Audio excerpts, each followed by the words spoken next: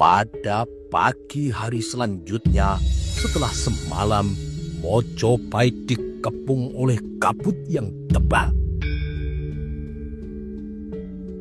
Gusti Putri, emban itu kini beringsut mendekat. Di atas pembaringannya, mantan Prabu Putri Sri Gitarya masih terlelap dengan damainya.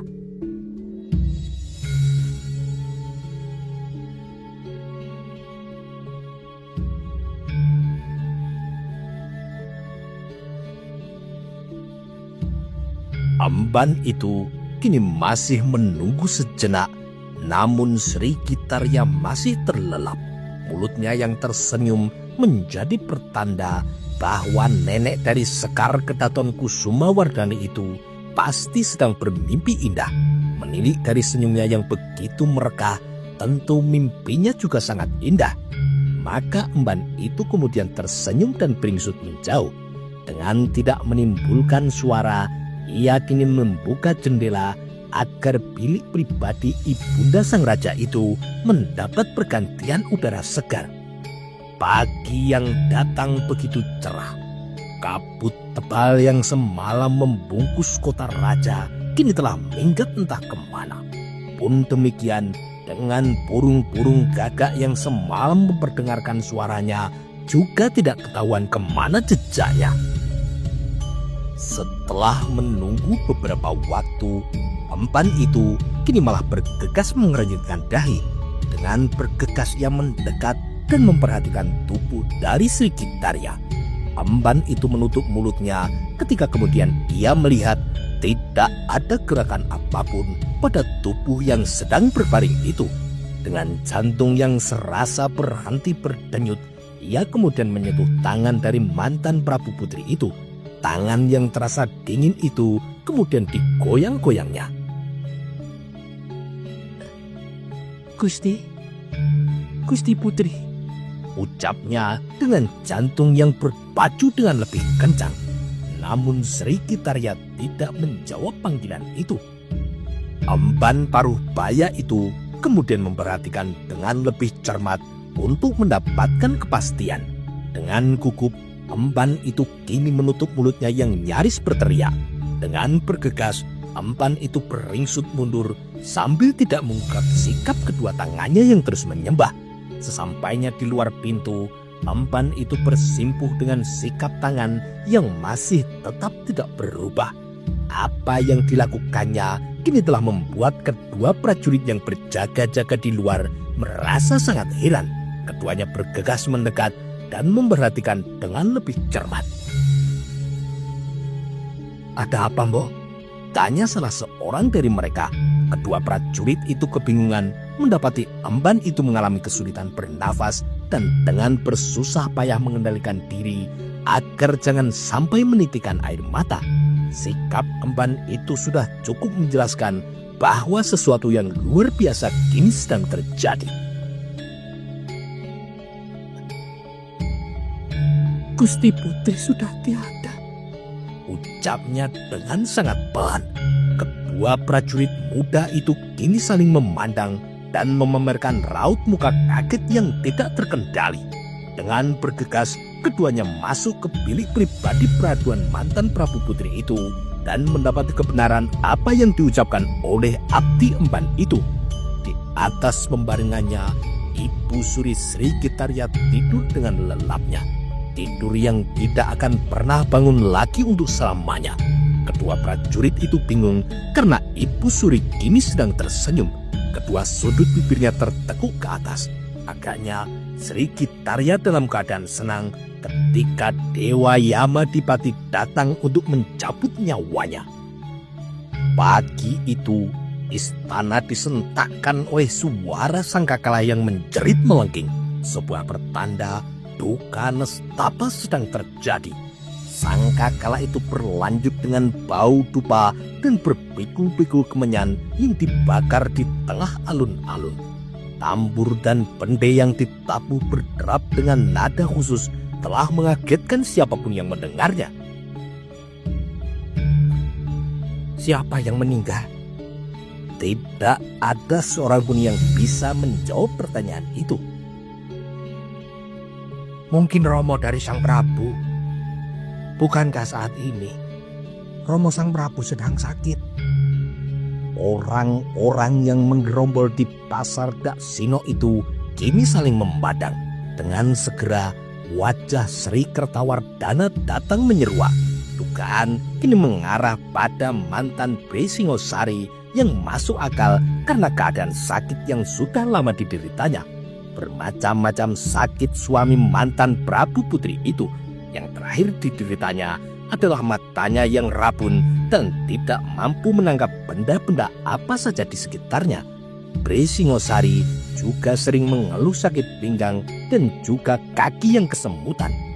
Namun jawaban pertanyaan itu akhirnya kemudian datang. Kematian yang dikabarkan melalui dibakarnya berpikul-pikul kemenyan dan ditabuhnya genderang serta sangkakala itu ternyata bukan untuk suami mantan Sang Prabu Putri.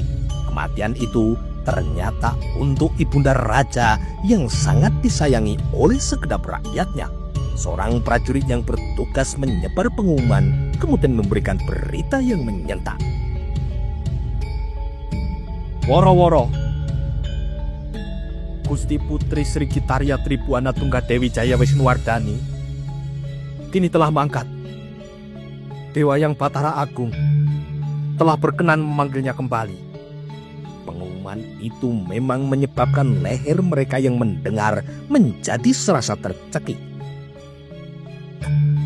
Jagat Dewa Batara, jadi ini jawaban dari keadaan semalam. Kabut datang begitu tebal dengan suara burung gagak yang bersautan di mana-mana. Berita itu rupanya memiliki kekuatan yang dahsyat dan pengaruh yang sulit untuk dilawan. Seorang perempuan kini tiba-tiba merasa kepalanya berkunang-kunang dan kemudian kehilangan kesadarannya. Ternyata tidak hanya perempuan itu.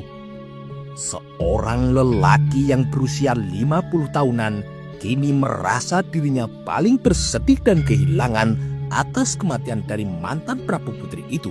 Seolah-olah kematian itu adalah kematian ibunya atau istrinya. Berita meninggalnya dari Sri Kitarya itu dengan seketika mengagetkan seluruh kerabat keluarga istana dan rakyat seibu kota. Raden Cakradara atau Sri Kertawardhana yang buyutan kini mendadak menjadi orang yang kehilangan kesadarannya. Suami mantan dari Prabu Putri itu dipapah untuk mendekati istri yang dengan setia mendampingi dan didampinginya. Setidaknya Raden Cakradara mencatatkan diri sebagai seorang suami yang benar-benar setia. Ia tidak tergoda untuk memiliki istri lagi meskipun mantan Prabu Putri itu mendorongnya untuk kawin lagi. Apabila orang lain yang mendapat dorongan itu tentu akan dengan senang hati melakukannya. Namun Sri Kertawardhana memilih bergeming dengan kesetiaannya. Ia tidak merasa iri meskipun Hayam Wuruk anaknya juga kawin lagi. Ia juga tidak merasa iri melihat kuda mertapisannya memiliki istri di luar dia Wiyat. Bau dupa kemenyan kini menyapa kerabat yang berdatangan. Dyah Nirtaja Rajasa Dwiteswari bergegas datang dengan tangan kiri menyingsingkan kain yang dikenakannya agar bisa melangkah dengan lebih lebar. Demikian bergegasnya Dyah Nirtaja hingga beberapa kali nyaris tersandung. Ketika tiba di bilik pribadi ibunya yang luas, Dyah Nirtaja kini kehilangan kesadarannya. Darah yang mengalir tidak cukup memasok kebutuhan kepalanya, menempatkan adik kandung dari sang raja itu jatuh terhuyung-huyung untuk kemudian semaput.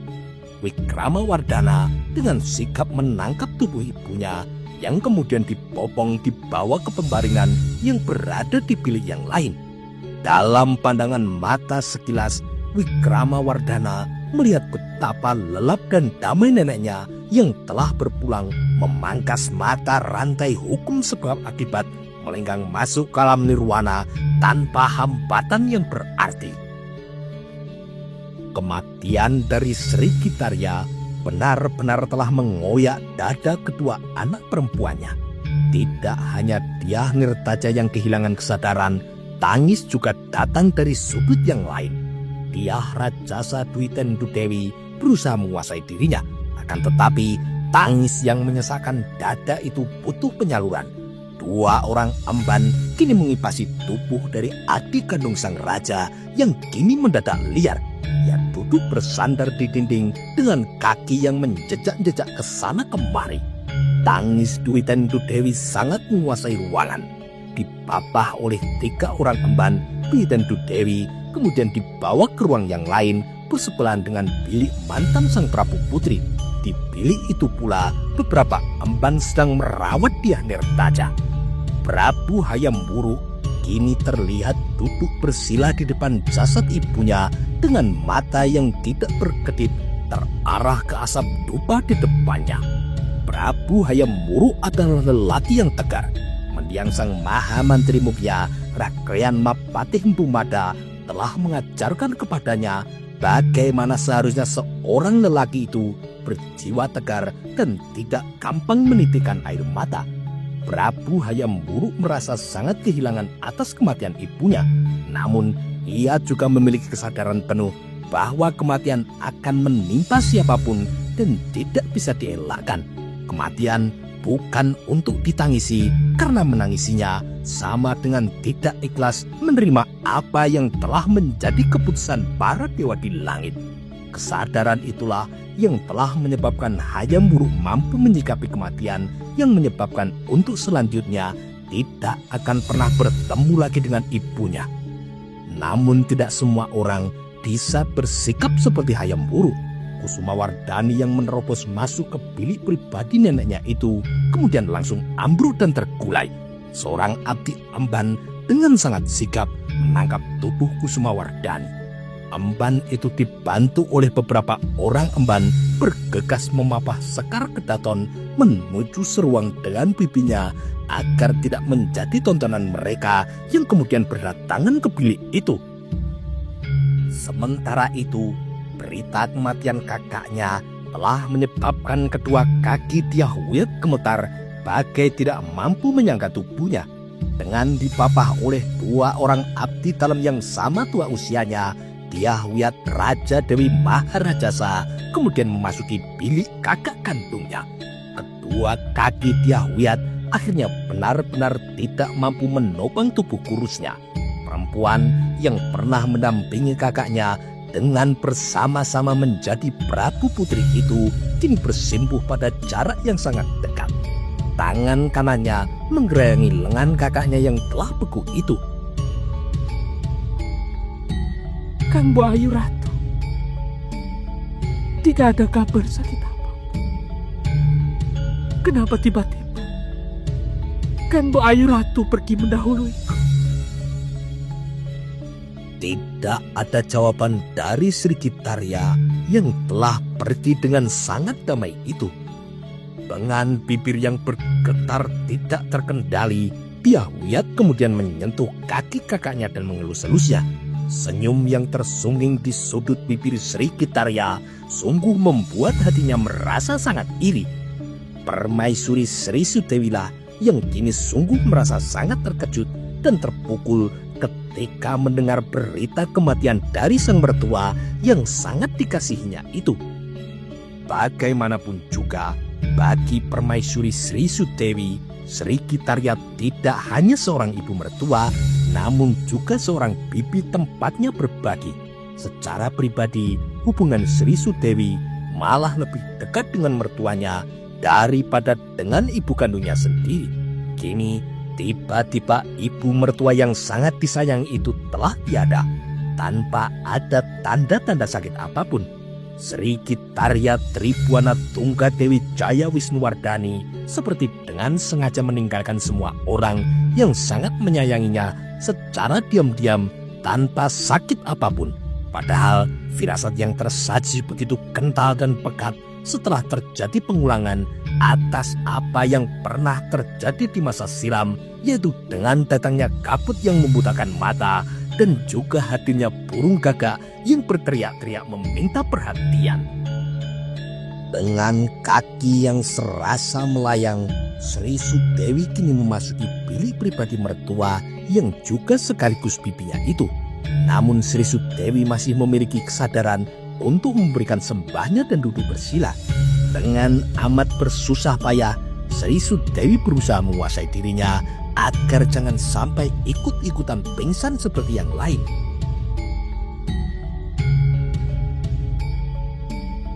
Kenapa bukan? Terdengar kini sebuah suara yang meletup dengan tiba-tiba.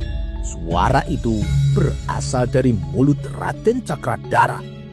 Suami dari Sri Kitarya yang sakit-sakitan itu merasa dirinya lah yang lebih pantas mendahului dipanggil menghadap sang pencipta, bukan istrinya. Melihat keadaan romonya yang menyedihkan, sang Prabu Hayam Wuruk kemudian meraih tangan romonya dan juga mendekatnya. Kenapa bukan aku yang mati? Sekali lagi terdengar suara dari Raden Cakradara. Berdiri bersandar dinding, Wijaya Rajasa yang Parameswara kini memandang nanar ke jasad yang dikepung oleh orang banyak itu. Namun Wijaya Rajasa agaknya menjadi satu-satunya orang yang mampu berpikir paling jernih. Sri Wijaya Rajasa yang Parameswara atau di kala muda lebih dikenal dengan nama Raden Kudamerta itu kemudian melambaikan tangan ditujukan kepada seorang prajurit. Apa kau melihat Mahapati? Tanya Raden Kudamerta. Prajurit itu sigap menyembah dan menjawab.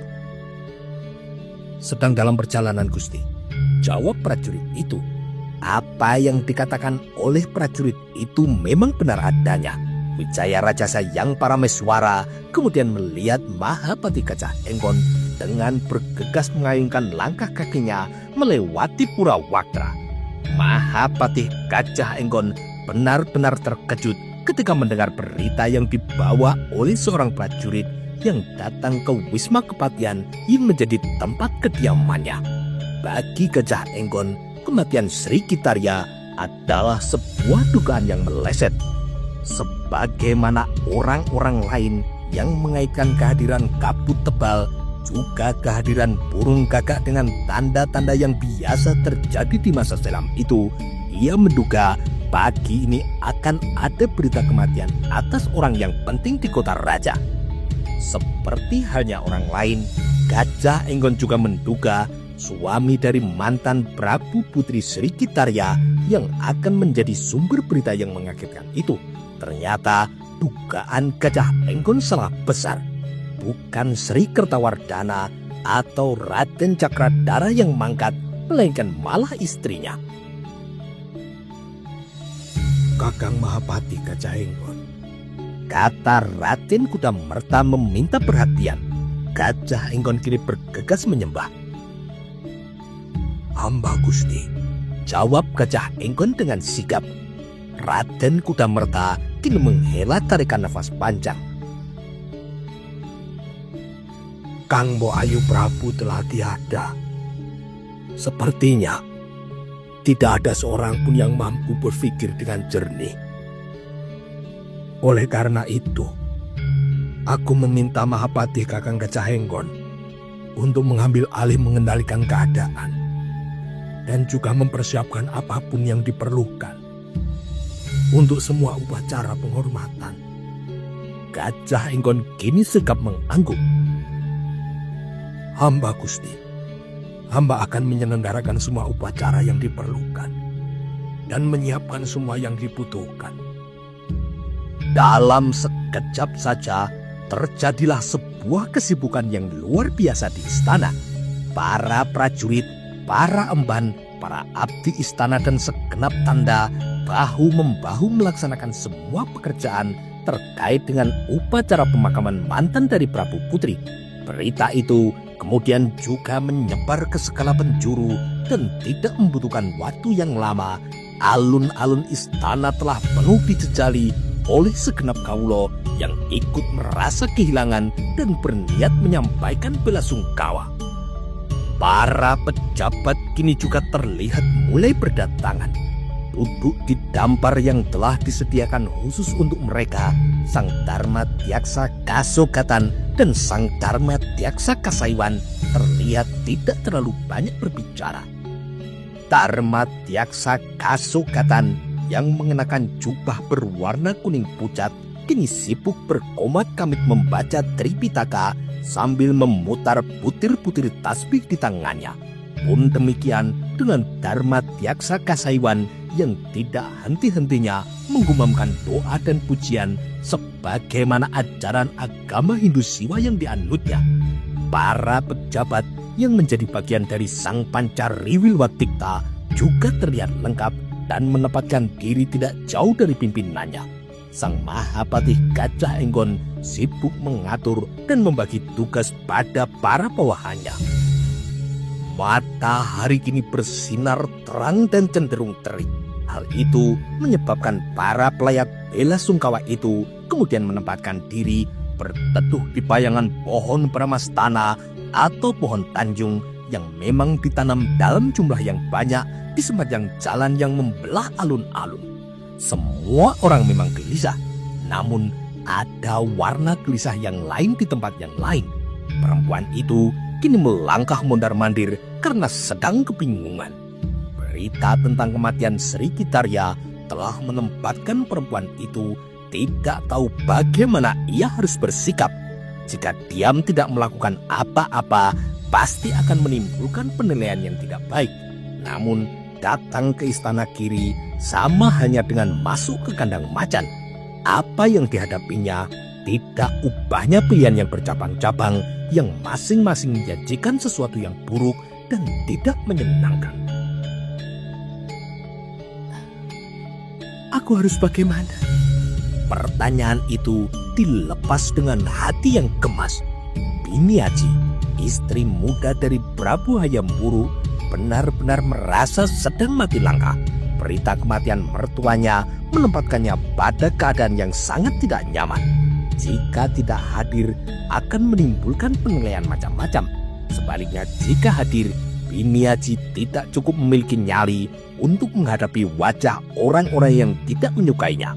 Rasa tidak nyaman itu juga mewakili ketidakberadaan anak lelakinya yang telah beberapa hari ini tidak berada di istana. Biniaji seringkali merasa gemas dan cemas ketika melihat sikap dan perilaku dari Priwira Bumi yang berbuat semaunya, bergaul dengan siapa saja seenaknya, dan pergi berhari-hari keluar dari istana. Dalam kegelisahannya, Biniaji kini melambaikan tangan ketika seorang prajurit melintas di pendopo. Hamba Gusti Putri. Prajurit muda berpangkat rendahan itu dengan sikap menempatkan diri siap menerima perintah apapun. Kenapa sepi sekali? Hamba Gusti, saat ini para abdi, emban dan para prajurit yang bertugas menjaga keamanan sedang berada di wisma kediaman Ibu Suri. Kau sendiri, jika aku meminta bantuan kepadamu, apakah kau akan keberatan? Sikap dan sifat dari istri muda Prabu Hayam Wuru yang demikian itulah yang disukai oleh para prajurit dan para abdi. Biniaji tidak pernah menyuruh. Semua yang ia butuhkan selalu ia sebut sebagai permintaan bantuan. Biniaji juga berbicara sangat lembut dan menghargai siapapun tanpa membedakan derajat. Ketika tidak ada siapapun, Biniaji bahkan meminta para abdi untuk tidak bersimpuh. Sikap yang demikian itu yang sangat menyenangkan hati para emban dan abdi dalam. Hamba Gusti, hamba siap menjalankan perintah apapun yang akan Gusti Putri berikan kepada hamba. Biniaji kini tidak mampu lagi menutupi rasa gelisah hatinya. Tolong cari anakku dan suruh ia pulang. Ia harus mengetahui neneknya meninggal dan harus berada di istana. Mungkin ia sedang berada di Pedukuhan Bendansari, kata Biniaji. Baik Gusti, apakah Ada perintah lain yang harus hamba kerjakan? Tanya prajurit itu. Biniaji menggeleng. Prajurit itu kemudian melangkah mundur dan berbalik ketika merasa pada jarak yang patut untuk kemudian ia berbalik. Tidak berapa lama kemudian, Biniaji mendengar suara seekor kuda yang berderap kencang melintas halaman samping. Prajurit muda itu merasa harus berpacu cepat karena Medan Sari bukanlah jarak yang dekat. Aku harus melakukan apa? Biniaji kini mengeluh. Biniaji melangkah mondar-mandir atas nama gelisahnya. Sejenak kemudian, Biniaji berbalik ketika kemudian ia mendengar suara batu di belakangnya. Seorang abdi emban kini datang mendekat. Biniaji mengangguk ketika emban itu memberi penghormatan dengan membungkuk. Secara pribadi, terjalin hubungan yang akrab antara Biniaji dengan emban itu. Kebetulan aku sedang butuh pertimbangan, kata Biniaji setelah emban itu duduk bersimpuh di depannya. Hamba Gusti Putri, pertimbangan apa yang Gusti Putri kehendaki dari hamba? Aku ingin sekali datang melayat ke istana Ibunda Ratu. Tetapi, aku tidak memiliki cukup keberanian untuk pergi ke sana. Nyai Tarangsri memandang Biniaji dengan mata yang tidak berkedip. Apa yang Gusti Putri takutkan? Biniaji kemudian menatap emban Tarangsri dengan tajam lalu menggeleng. Kau tahu apa yang kutakutkan? Jawab Biniaji. Sebagai emban yang sering diajak berbincang banyak hal, emban Tarangsri sangat tahu persoalan macam apa yang dicemaskan oleh istri muda dari Prabu Hayam Wuruk itu. Emban Tarangsri kemudian bergegas menyembah sambil membungkuk sebagai wujud keprihatinannya. Mohon maaf Gusti Putri. Menurut hamba, Gusti Putri harus mengabaikan perasaan cemas yang Gusti Putri rasakan. Gusti Putri harus pergi ke istana kiri. Biniaji kini menggeleng dengan lunglai. Bagaimana caraku mengabaikannya, Emban Tarangsri? Keluh Biniaji. Emban Tarangsri kini menyembah. Gusti Putri, ingatlah bahwa sang waktu tidak pernah diam dan berhenti. Waktu terus berjalan dan akan menempatkan apapun yang terjadi sekarang kelak akan menjadi masa lalu yang akan dilupakan orang. Apa yang terjadi sekarang apabila waktu bergeser sehari, sekarang akan menjadi kemarin. Apabila waktu bergeser lagi sebulan, yang terjadi sekarang akan menjadi sebulan yang lalu. Jika Gusti Putri mencemaskan sesuatu yang terjadi hari ini, kelak setahun yang akan datang, apa yang Gusti Putri takutkan itu akan menjadi masa silam. Itulah sebabnya hamba menyarankan, sebaiknya Gusti Putri datang ke istana kediaman Ibu Suri, karena akan jelek sekali kesannya apabila Gusti Putri tidak menampakkan diri. Tidak perlu cemas Gusti, hamba nanti yang akan menemani. Jawaban Emban Tarangsri itu agak menenteramkan hati dan menumbuhkan keberanian dari perempuan itu. Meskipun masih melangkah mondar-mandir sebagai gambaran kekalutan hatinya, garwo ampean dari sang Prabu itu telah membulatkan hati. Baiklah, aku sependapat denganmu. Meskipun nanti aku akan merasa berdiri di atas bara, bahkan ketika sore nanti tiba, hari yang aku takutkan itu pasti akan berlalu. Garwo ampean dari Prabu Hayam Wuruk yang memiliki wajah mirip dengan Dyah Pitaloka itu kemudian bergegas masuk ke dalam biliknya untuk berganti pakaian. Ketika keluar kembali, penampilannya telah berubah. Dengan busana dan tanda-tanda sedang berkabung yang dengan mudah bisa dibaca, Ratu Biniaji tetap saja memiliki kecantikan yang menonjol. Kecantikan Ratu Biniaji yang demikian itu selalu menjadi buah bibir banyak orang, terutama para abdi yang ingin mengukur lebih cantik mana antara Ratu Biniaji sang garwa ampean ataukah Sri Sudewi sang garwa Prameswari. Keduanya sama-sama cantik.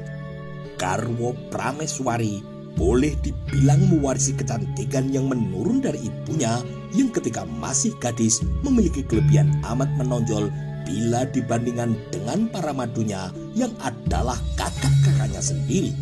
Prameswari Sri Sudewi memiliki tubuh yang tinggi semampai dengan ayunan tangan yang lemah gemulai, lehernya jenjang dan tatapan mata yang damar kanginan membuat iri siapapun.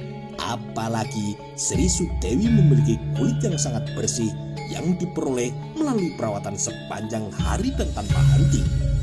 Namun banyak juga di antara para emban yang menempatkan garwa ampean yang dianggap lebih cantik. Garwa ampean juga tinggi semampai, juga memiliki mata yang indah menawan, pinggul yang tidak kalah nawon kemit, dan leher yang jenjang, serta rambut yang lebat dan panjang. Para emban yang memilih garwa ampean itu beranggapan Biniaji punya kelebihan yang tidak dimiliki oleh sang Prameswari, yaitu kecantikan hati. Biniaji yang berasal dari kalangan berderajat rendah itu tidak lupa dengan asal derajatnya. Ia bergaul dengan siapapun, dengan para emban dan para abdi, tanpa harus disekat oleh batasan atau aturan yang memisahkan. Biniaji tidak pernah mempersoalkan meskipun emban yang menghadapnya lupa untuk menyembah. Hal yang demikian tentu tidak mungkin dilakukan di depan sang permaisuri. Waktu kini terus bergerak. Dengan berkain panjang dengan warna hitam pekat, Biniaji menguatkan hati ketika mengayunkan langkah turun dari pendopo istana kediamannya. Emban Tarangsri membaca kecemasan majikannya dan kemudian bergegas memegang tangannya untuk menguatkan hatinya. "Tidak perlu ada yang dicemaskan, Gusti Putri," kata Emban Tarangsri. Akan tetapi Emban Tarangsri kini salah menerka. Apa yang dicemaskan oleh Ratu Biniaji ternyata bukanlah isapan jempol.